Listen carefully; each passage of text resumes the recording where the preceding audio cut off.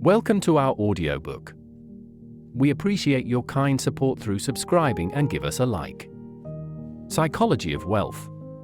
Understand your relationship with money and achieve prosperity by Charles Richards.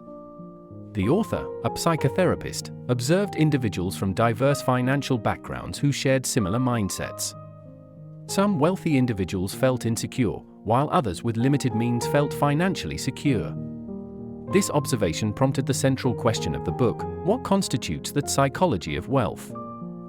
To explore this question, the author conducted interviews with successful individuals, financial experts, and ordinary people. They discovered a common theme: the psychology of wealth is not determined by the amount of money one possesses, but rather by one's attitude towards money. Key elements of this mindset include self-esteem, responsibility, and risk-taking, viewing wealth as a result of self-worth, taking ownership of financial decisions, and being willing to take calculated risks. Resilience and learning from setbacks, dealing constructively with setbacks, seeing them as opportunities for growth and learning. Gratitude and generosity, believing that generosity and gratitude contribute to personal prosperity, fostering a mindset of abundance. Adaptability and thriving in challenges, being adaptable and resilient in the face of financial challenges, seeing them as opportunities for growth rather than obstacles.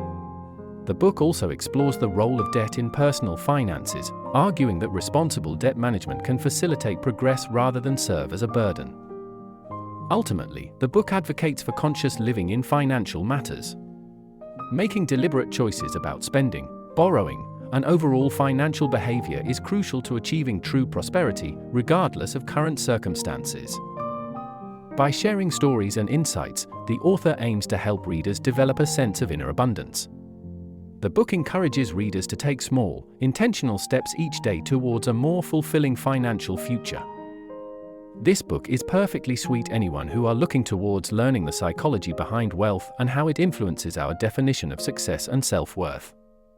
To make our content more interesting, our channel will focus on distilling key insights from the book while incorporating with other meaningful information.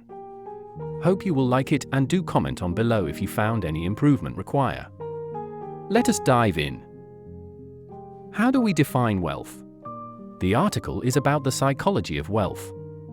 It argues that true wealth is not just about money, but also about having a belief in oneself and a set of values that help you achieve your goals. Here are some key points. Money isn't everything. Psychology of wealth, which refers to your mindset and habits around money and success. Importance of values, which refer to having a strong sense of self-worth, motivation, and a positive relationship with money. Lottery winners refer to the dangers of not having a strong foundation of right mindset and defining wealth for yourself. The article concludes by saying that true wealth can be built by anyone, regardless of their background, as long as they have the right mindset and values.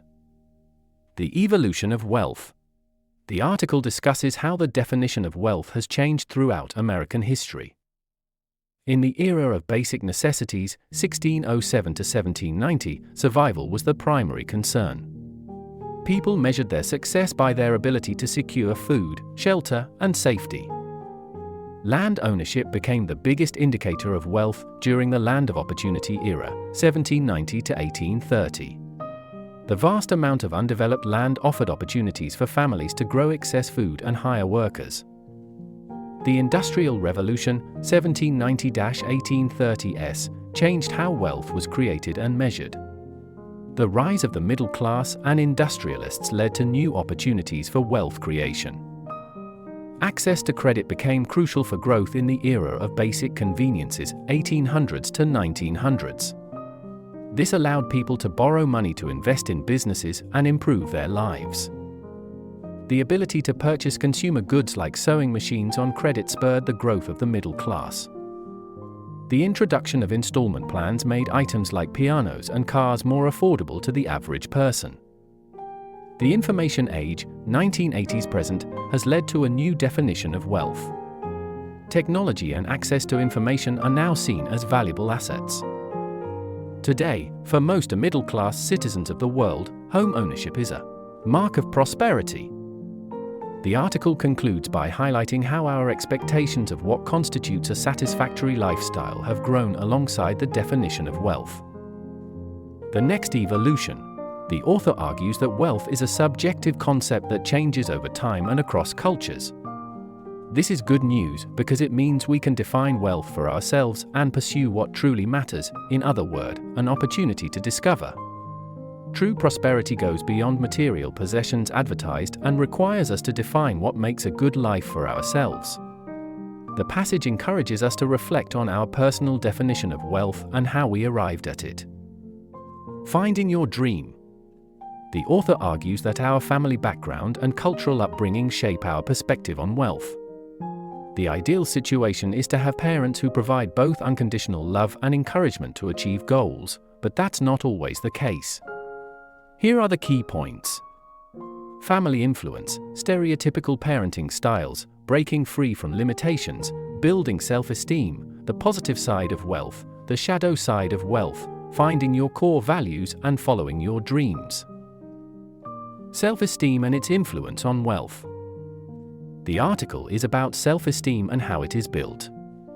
Self-esteem is necessary to achieve prosperity and success. True wealth comes from self-esteem, self-respect, and a psychology of wealth. Self-esteem is built through accomplishment, overcoming adversity, and taking steps towards your goals. Taking small steps and celebrating small wins is an effective way to build self-esteem. Self-esteem allows us to face life with more confidence and optimism. People with high self-esteem will always learn and grow, trust themselves, live in the present, are self-aware, embrace challenges, have a positive outlook, are capable, take action and communicate clearly. Ready to unlock your confidence and build a stronger sense of self? This quick and easy exercise will help you get started. All you need is a pen, paper, and a touch of honesty with yourself. Here's what to do. Make your lists. 10 awesome qualities. What are you truly great at? List 10 things you consider your strengths. 10 areas for growth. What would you like to improve on? List 10 aspects you'd like to develop further. 10 guiding values. What matters most to you in life? List 10 core values that drive your decisions. 10 biggest challenges. What hurdles do you face? List 10 challenges that hold you back. Self-esteem checkup. Compare your lists to the provided signs of high self-esteem and signs of low self-esteem. Building on the positive, for qualities reflecting high self-esteem, identify ways to strengthen them further. Maybe it's joining a community related to your skill or taking a class to enhance it. Turning weaknesses into strengths. For qualities suggesting lower self-esteem, brainstorm specific actions to address them. Aim for actions that challenge, inspire, or nurture you for best results. Take action now. Don't wait. Begin working on both reinforcing positive traits and tackling areas for improvement. The stream versus the rock. This passage discusses the importance of personal responsibility in achieving prosperity. It uses Tony Cupid's story as a starting point and expands on the concept with explanation. Tony overcame a brutal childhood filled with abuse and poverty. He highlights the importance of personal responsibility, perseverance, and taking action even if it's not ideal. This in turn can lead to better opportunities and a brighter future. This expands the concept of personal responsibility is key. You are in charge of your life and choices. Taking responsibility empowers you to overcome challenges and build a prosperous life. Making choices shapes your path. Every decision, big or small, contributes to your life's trajectory. Be mindful of your choices and their potential consequences. Circumstances don't define you. Difficult situations don't have to limit your potential. You can choose how to respond and persevere towards your goals. Unconscious choices can hinder progress. Automatic behaviors and lack of awareness about our decisions can lead to financial strain and dissatisfaction. Marketing and societal pressures influence us. Advertising and branding manipulate our desires, encouraging impulsive spending and debt accumulation. Be critical and mindful of these influences. Taking action is crucial. Don't be paralyzed by fear or uncertainty. Even small steps can lead to progress and open doors to new opportunities. Value is what you get. The key points are: price is what you pay, value is what you get. True value is determined by each individual based on their circumstances. The value of having options. It is importance of having options, particularly financial options, in building wealth and overall well-being. Using credit cards or lines of credit can lead to overspending and debt. Taking out installment loans can be a good way to finance specific goals, like starting a business or attending a family event, as long as you can repay them responsibly. Having a variety of credit options is important for financial prosperity. Living consciously. The document talks about achieving prosperity through conscious spending and borrowing habits. This also talks about the importance of having a positive attitude. The document also highlights the story of J.C. Watts, a successful politician who overcame a tough upbringing to achieve his goals, and Dr. Miller, a law professor who made wise financial decisions throughout his life. Here are the key points. Prosperity is more than just money. It's about having the freedom to do the things you want to do and feeling you've contributed to society. There are two extremes to avoid: uncontrolled spending and extreme frugality. Conscious spending involves taking calculated risks and making thoughtful decisions about what you buy and borrow.